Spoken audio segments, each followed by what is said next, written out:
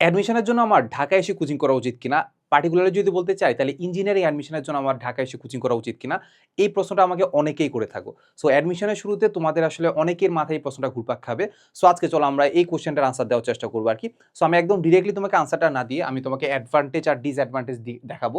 So এইটা দেখার মাধ্যমে তুমি আশা করি এই ভিডিওটা দেখার মাধ্যমে তুমি নিজেই ডিসাইড করতে পারবা যে আসলে তোমার জন্য কোনটা আসলে সুইটেবল। ঠিক আছে? সো চলো আমরা ভিডিওটা শুরু করে দেই।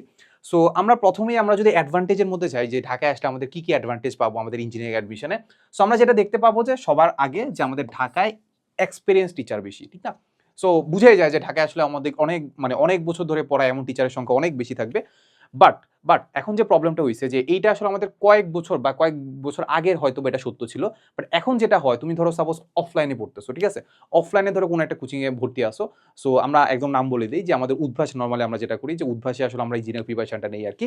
সো উদ্ভাসের ক্ষেত্রে এখন যেটা দেখা যায় যে সেন্ট্রালি তাদের যে ভালো টিচার আছে তাদেরকে কিন্তু সার্কুলেট করা হয় পুরো বাংলাদেশে, ঠিক না? সো পুরো বাংলাদেশে কিন্তু তারা ক্লাস নিয়ে বেড়ায়। সো এখন এই ব্যাপারটা আসলে এখন আর সত্য না। মানে ঢাকায় এসে অ্যাডভান্টেজ পাবে এমন না। পুরা বাংলাদেশের প্রতিটা এলাকায় যদি খুব বেশি প্রত্যন্ত অঞ্চল না হয় তাহলে কিন্তু তুমি আসলে প্রত্যেকটা এলাকায় তুমি আসলে ভালো টিচার পাবা, ঠিক আছে? সো এটা আসলে আমাদের খুব একটা সমস্যা হবে না। সেকেন্ডলি যদি আমি যাই সেটা হচ্ছে আমাদের কম্পিটিটিভ এনভায়রনমেন্ট বলতে কি বোঝায় সেটা হচ্ছে আমাদের প্রতিযোগিতামূলক পরিবেশ, ঠিক আছে?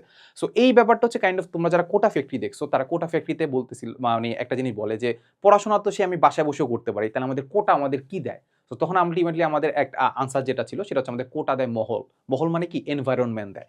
সো কম্পিটিটিভ এনভায়রনমেন্ট ক্ষেত্রে ঢাকায় যেটা দেখা যায় যে ঢাকায় নর্মালি আমরা দেখতে পাই যে সব ভালো স্টুডেন্টরা এখানে পড়াশোনা করে এবং কোচিং সেন্টারেও দেখবা যে ভালো স্টুডেন্টরাই আছে।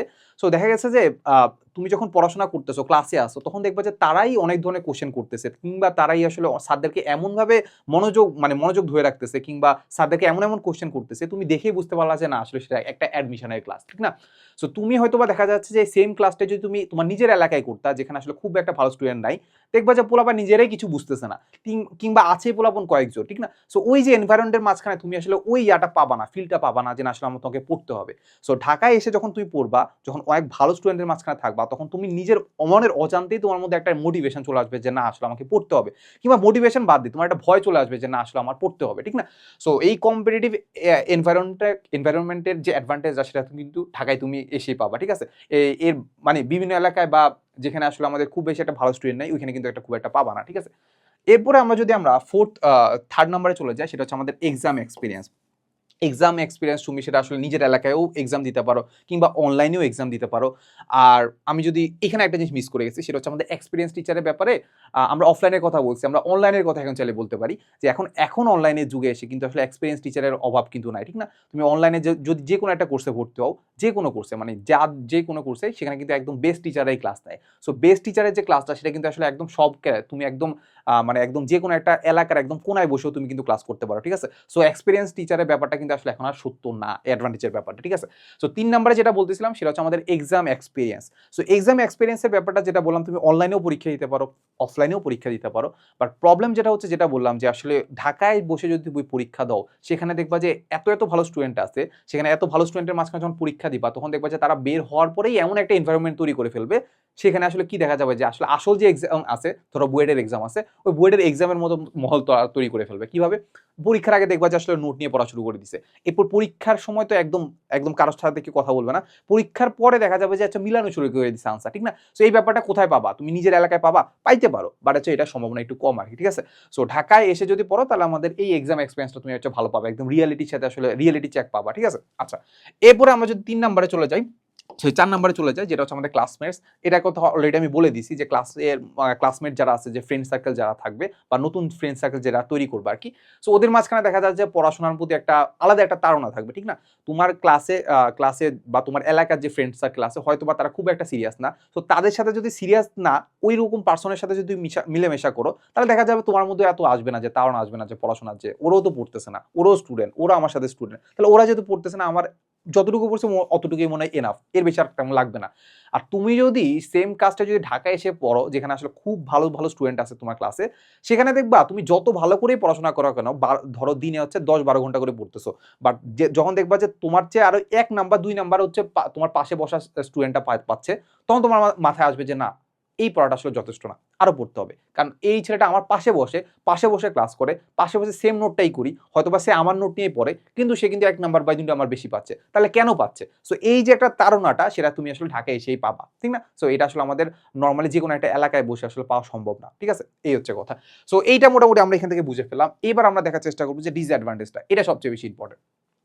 সো ডিসঅ্যাডভান্টেজের মধ্যে একটা হচ্ছে আমাদের ডিস্ট্রাকশনটা অনেক বেশি। সত্য কথা, ঢাকায় ডিস্ট্রাকশন অনেক বেশি। কেন ডিস্ট্রাকশন অনেক বেশি? সাপোজ তুমি হচ্ছে একদম মফস্বল এলাকা থেকে ঢাকায় আসতেছো। তো যখন ঢাকায় আসতেছো, তোমরা সাপোজ একটা ম্যাচের মধ্যে আসো, ঠিক আছে?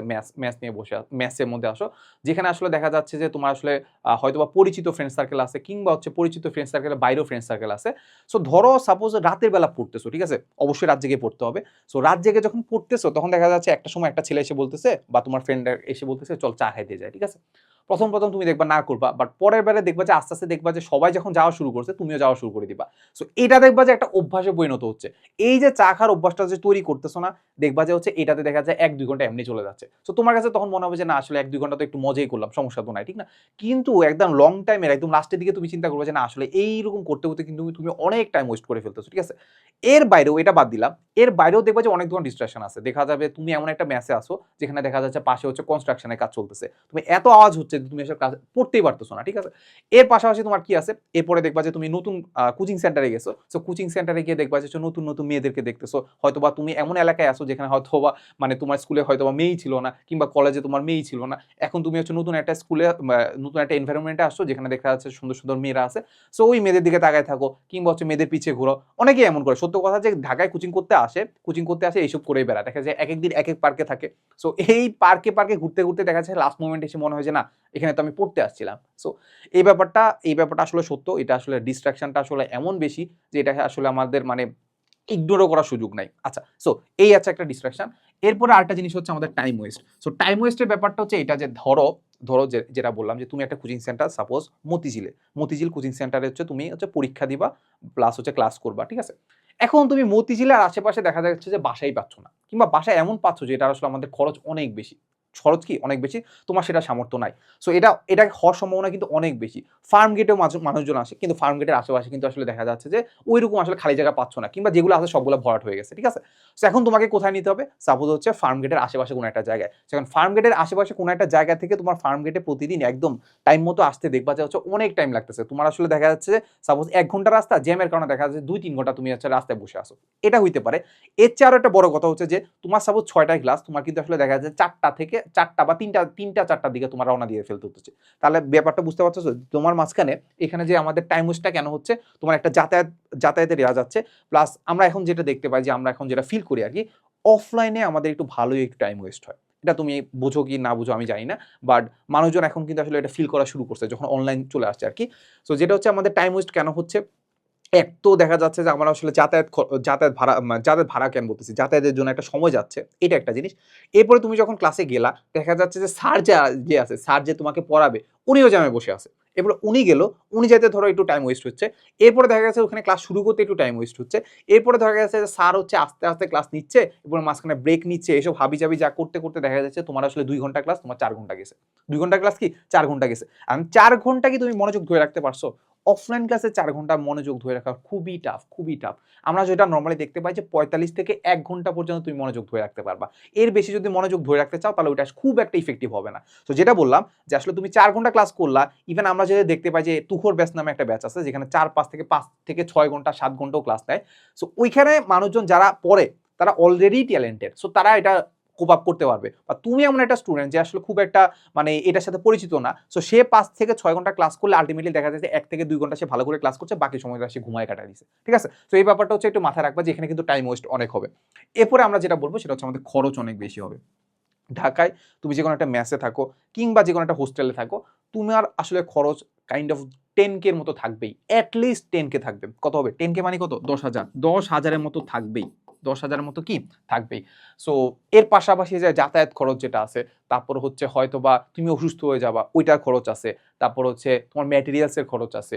তারপর হচ্ছে তোমার বিদ্যুৎ বিল যদি দেওয়া লাগে ওইটার খরচ আছে। হাবিজাবি অনেক ধরনের খরচ আছে। দেখবা যে আ আ তোমার খাওয়া-দাওয়া খুব একটা ভালো থাকবে না। দেখবা বুয়া যে রান্না করতেছে ওটা তুমি খাইতে পারতেছো না। বেশিরভাগ সময় তোমার বাইরেই খাইতে হচ্ছে। সো এটার কারণে কিন্তু তোমার খরচ কিন্তু অনেক বেড়ে যাবে। এটা একটু মাথায় রাখবা। তোমার যদি সেই সামর্থ্য না থাকে তুমি আসলে সেইটা কিন্তু কুলাইতে পারবা না। সত্য কথা। এরপরে যদি আমি ৪ নাম্বারে চলে যাই সেটা হচ্ছে আমাদের নতুন পরিবেশ। সো নতুন পরিবেশের সাথে ব্যাপারটা আসলে মানুষজন এখন তুমি ফিল করতে পারবা না। সো তুমি যখন ভুলটা করে ফেলবা, যখন ঢাকায় চলে আসবা তখন ব্যাপারটা বুঝতে পারবা যে নতুন পরিবেশের সাথে খাপ খাওয়ানো যায় কতটা টাফ। আমাকে যদি চিন্তা করো, আমি নটরডেম কলেজে আসার সময় নটরডেম কলেজে আসে আমি নতুন পরিবেশের সাথে হচ্ছে মানে পরিচিত হইছি। এর আগে আমি আব্বু-আম্মু ছাড়া কখনো কোথাও যাইতাম না। নর্ডেম কলেজে আসলাম। নর্ডেম কলেজে এসে ভাবলাম যে খুব মজা হবে। ফ্রেন্ড সার্কেলের সাথে ঘুরে বেড়াবো। ফ্রেন্ডদের সাথে এটা করব, ওইটা করব। বাট পরে যখন ব্যাপারটা বুঝছি যে নতুন যে একটা পরিবেশ আছে, এইটার সাথে খাপ খাওয়ায় নিতে আসলে আমার কাইন্ড অফ হচ্ছে ১ বছরের মতো লেগে গেছে। আমি জাস্ট কি করতাম কলেজে যাইতাম। কলেজ থেকে আসলে আ হোস্টেলে যেতাম। এরপর হোস্টেল থেকে আবার কলেজে যেতাম। এর বাইরে আর কিছুই করতে পারিনি। এর বাইরে কি আর কিছুই করতে পারিনি। কেন করতে পারিনি? যখন একটা নতুন পরিবেশ আছে সেখানে দেখবা যে তোমার আসলে যে ফ্রেন্ড যারা আছে বা রুমমেট যারা আছে, রুমমেটদের সাথে তোমার বিভিন্ন ধরনের ঝগড়া হয়ে যাবে। কেন ঝগড়া হবে? হয়তোবা দেখা যাচ্ছে যে ছেলেটা সে পড়তে আসছিল বাট সে হচ্ছে PUBG খেলে। সে রাত জেগে PUBG খেলতেছে, তুমি ঘুমাইতে পারতেছো না। তোমার কালকে পরীক্ষা আছে, তুমি আসলে ঘুমাইতে পারতেছো না। তো তোমার কালকে পরীক্ষা, সকালে পরীক্ষা, তুমি ঘুমাইতে যদি না পারো তাহলে কেমনে কি হবে? দেখবা রেগে গিয়ে হচ্ছে ওকে গালিগালাজ করতেছো কিনা যা কিছু করো না মানে গালিগালাজ করো আর না করো কিংবা রাগারাগি তো করবা। সো এইটা একটা জিনিস হইতে পারে। এরপরে এমন হইতে পারে যে তোমার আসলে পড়তে হবে, সে হচ্ছে লাইট অফ করে দিছে। সো এইরকম অনেক ধরনের সমস্যা আছে। এছাড়াও তোমার আসলে নতুন পরিবেশ যেটা বললাম যে যাতায়াতের ক্ষেত্রেও দেখবা যে জ্যামের ব্যাপার আছে। তারপরে হচ্ছে তুমি হচ্ছে ধরো হচ্ছে গ্রামে একদম ভালো অক্সিজেন সমৃদ্ধ হচ্ছে এলাকায় কিংবা হচ্ছে একদম সবুজ শ্যামল এলাকায় থাকতা। এখন এসে দেখতেছো সব জায়গায় মানে একদম বায়ু তো ঢাকার বায়ু কতটা দূষিত সেটা তো তোমরা হচ্ছে নেটে সার্চ দিলেই বুঝতে পারো। ঠিক আছে? সো এখানে নিঃশ্বাস নেওয়াটাও কাইন্ড অফ হচ্ছে কত ধূমপান করার মতো। ঠিক আছে? সো ওই এলাকায় হঠাৎ করে এসে তুমি দেখবা যে তুমি অসুস্থ হয়ে গেছো। এখন ব্যাপারটা হচ্ছে এটা যে আমাদের হয়তোবা মনোবল অনেক বেশি। আমার মনে হইতে পারে যেমন আমার ক্ষেত্রে পার্সোনালি আমার মনে হয় যে না আমি হয়তোবা যেকোনো একটা কাজ যদি একদম ইচ্ছা শক্তি দিয়ে করতে চাই তাহলে আমি হয়তোবা এটা ক্র্যাক করে ফেলতে পারবো। বাট ব্যাপারটা হচ্ছে যখন আমি অসুস্থ হয়ে যাব তখন কি হবে? যখন আমি অসুস্থ হয়ে যাব তখন কি হবে? এটা কি সম্ভব আমার দ্বারা? তুমি নিজে একবার অসুস্থ হয়ে দেখবা। একবার অসুস্থ হলে সবচেয়ে বেশি আম্মুকে মিস করবা। কেন আম্মুকে মিস করবা? কারণ আম্মু তো তোমাকে দেখা যাচ্ছে অসুস্থ হয়ে গেলে তোমাকে হচ্ছে সেবা যত্ন করতো। খাবার-দাবার খাওয়াইতো, ওষুধ খাওয়াইতো। যখন তুমি একা আসো তোমাকে এই কাজটা কে করে দিবে? কেউ করার থাকবে না।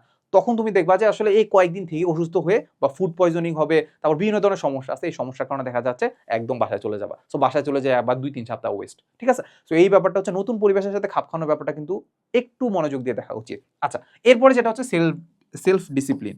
সো সেলফ ডিসিপ্লিনের ব্যাপারটা আসলে আমি খুব একটা বলব না। কারণ ব্যাপারটা হচ্ছে এটা যে নরমালি যারা আমরা যারা আসলে পরিবার ছাড়া থাকি বা হলে থাকি কিংবা হোস্টেলে থাকি। সো তাদের ব্যাপারটা হচ্ছে এমন যে আমাদের আসলে ঘুম ঘুম ঘুম কখন যাবো সেটার হিসাব নাই। তারপরে হচ্ছে আমরা কখন খাবার খাই সেটার হিসাব নাই। যখন আমাদের ভার্সিটি খোলা থাকে কিংবা কলেজ খোলা থাকে তখন হয়তোবা না আসলে একটা রুটিন ফলো করা যায়। বাট যখন একটা ভার্সিটি অফ থাকে তখন আমরা দেখা যায় যে সকালে ঘুম থেকে উঠছি দুপুরের সময়। ব্রেকফাস্ট না করে আমরা ডিরেক্ট লাঞ্চ করি। ঠিক না? এরপরে দেখা যাচ্ছে রাতের বেলা দেখা যায় ৪টা-৫টা পর্যন্ত ঘুমাই। সো এই যে একটা নামাজ কর্ম ঠিক করে পড়া হয় না। সো ব্যাপারটা হচ্ছে এই যে আমরা যে ডিসিপ্লিনের যে ব্যাপারটা আছে এটা কিন্তু হয়ে ওঠে না। কেন হয়ে ওঠে না? কারণ আমি যদি সেম কাজটা সেম দিনটাই যদি আমি বাসায় কাটাইতাম তাহলে দেখা যাচ্ছে আম্মু আমাকে গালিগালাজ করে হলে উঠাইতো। ঠিকভাবে গালিগালাজ না করুক বা আমি ফ্যামিলি মেম্বারদের সাথে খাবার খাবো কিংবা ফ্যামিলি মেম্বারদের সাথে ঘুরে বেড়াবো কিংবা কোথাও যাবো এটা হিসাব করে হলেও আমি মোটামুটি আসলে একটা মানে ডিসিপ্লিন বজায় রাখার চেষ্টা করব। বাট এইখানে যেটা হবে তুমি যদি একা, তুমি দেখানোর কেউ নাই। তোমাকে আসলে বকাবকি করারও কেউ নাই। ঠিক না? সো তুমি তোমার মতো লাইফ লিড করতেছো। এখানে আসলে আমাদের ডিসিপ্লিনের কি আছে? সো এই ব্যাপারটা হচ্ছে কথা যে তুমি যদি ডিসিপ্লিন বজায় রাখতে পারো, তাহলে মোটামুটি এনাফ। বাট যদি ঢাকায় এসে যদি ডিসিপ্লিন বজায় রাখার না মানে সম্ভাবনাই বেশি যে তুমি ডিসিপ্লিন বজায় রাখতে পারবা না, তাহলে আমার কাছে মনে হয় যে ঢাকায় আসলে আসা উচিত আরকি। ঠিক আছে? সো এখানে দেখতে পাচ্ছ আমার কাছে পার্সোনালি যেটা মনে হয় যে ডিসঅ্যাডভান্টেজ গুলাই বেশি। সত্য কথা ডিসঅ্যাডভান্টেজ গুলো আসলে একদম মেজর। আর মাইনর করার ক্ষেত্রে আমি যদি চিন্তা করি অ্যাডভান্টেজ গুলো ঢাকার অ্যাডভান্টেজ গুলো আসলে তুমি আ ওই যে মানে নিজের বাসায় বসে পাওয়া কিনা। সত্য কথা এক্সপেরিয়েন্স টিচার তুমি অনলাইনে পেয়ে যাবা। সো এর মাঝখানে আমি তোমাকে একটু বলে রাখি যে আমাদের যে হালকোর ইঞ্জিনিয়ারিং অ্যাডমিশন আছে এই কোর্সটাতে কিন্তু আমাদের একদম এক্সপেরিয়েন্স টিচার এই যে আমাদের শফিক ভাই আছে একদম বুয়েট 97 ব্যাচ, মনির ভাই আছে বুয়েট 3 ব্যাচের, তারপর আমাদের মিফতু ভাই আছে বুয়েট 9 ব্যাচের। এরকম আমাদের এক্সপেরিয়েন্স টিচার প্যানেল দিয়েই কিন্তু আসলে আমাদের যে ইঞ্জিনিয়ারিং ব্যাচটা এবার হচ্ছে সাজানো হয়েছে আরকি। সো এখানে তুমি ডেমো ক্লাস দেখলেই বুঝতে পারবা যে তারা কতটা এক্সপেরিয়েন্স, তারা কতটা যত্ন সহকারে হচ্ছে আমাদেরকে তোমাদের ক্লাসগুলা নিয়েছে আরকি। সো তুমি এটা করতে পারো। প্লাস ইঞ্জিনিয়ারিং সাথে তুমি যাতে একটু সেফ থাকতে পারো, ভার্সিটিও তুমি যাতে ক্র্যাক করতে পারো, ওইটার জন্য কিন্তু আমরা এক্সট্রা করে ভার্সিটি বায়োলজি ক্লাসগুলো দিয়ে দিচ্ছি, ঠিক আছে? সো ভার্সিটি বায়োলজি ক্লাস করলে তুমি আসলে একদম ইঞ্জিনিয়ারিং এর গুলো ক্র্যাক করার সুবিধা আছে, প্লাস হচ্ছে তুমি ভার্সিটিও ক্র্যাক করতে পারবা, ঠিক আছে? সো এইখানে আসলে শুধুমাত্র কি আমরা ক্লাস দিচ্ছি? না, শুধুমাত্র ক্লাস দিচ্ছি না। ক্লাসের পাশাপাশি তোমাকে আমরা আসলে ম্যাটেরিয়ালস দিয়ে দিচ্ছি, যেটা আসলে আমাদের কিউএনএ অ্যানালাইসিস মেগাবুক, এটার আমরা পিডিএফ ভার্সন দিয়ে দেবো। এরপর তুমি চাইলে এক্সামও দিতে পারো। তুমি চাইলে কি তোমাকে এক্সাম দেওয়ার ব্যবস্থাও করে দেওয়া আছে। মানে 100টা প্লাস 200টার মধ্যে এক্সাম দেওয়া আছে। তুমি এক্সাম দিতে পারবা, প্রত্যেকটা ক্লাস রেকর্ডেড করতে পারবা। সো এইখানে আসলে আমাদের রেকর্ডেড ক্লাস করার মাধ্যমে কিন্তু তুমি টাইম ওয়েস্টও কিন্তু আসলে কি করতে পারবা, মানে কোপ আপ করতে পারবা, ঠিক আছে? সো এখানে এটা যে লিঙ্কটা আছে সেটা হচ্ছে কমেন্টে কিংবা ডেসক্রিপশনে দেওয়া থাকবে। সো সেখানে ক্লিক করে তুমি ডেমো ক্লাস দেখে আসলে এনরোল করে ফেলতে পারবা, ঠিক আছে? সো আমি একটা সাজেস্ট করবো, একদম হাইলি রিকমেন্ডেড একটা কোর্স আর কি। আচ্ছা, সো আমরা যদি একটু ব্যাক করি, সেটা হচ্ছে আমাদের কম্পিটিটিভ এনভায়রনমেন্ট, তুমি এইটা একটু টাফ হয়ে যাবে। সো এইটার জন্য তুমি যেটা করতে পারো, তোমার এলাকায় যদি পড়াশোনা করো, তাহলে যেটা করতে পারো সেটা হচ্ছে একটা গ্রুপ স্টাডি করতে পারো, ঠিক আছে? গ্রুপ স্টাডি কিংবা একটা গ্রুপ তৈরি করতে পারো যারা আসলেই সিরিয়াস। সো এটা করতে পারো।